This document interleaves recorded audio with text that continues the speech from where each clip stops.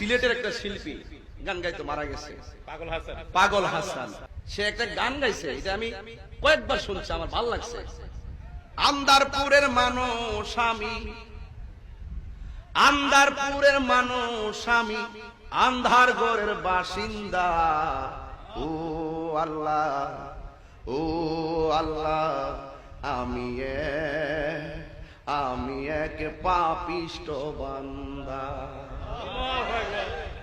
আন্দার ঘরের রাস্তা সুজা, ঘাড়ে লইয়া পারের বুঝা।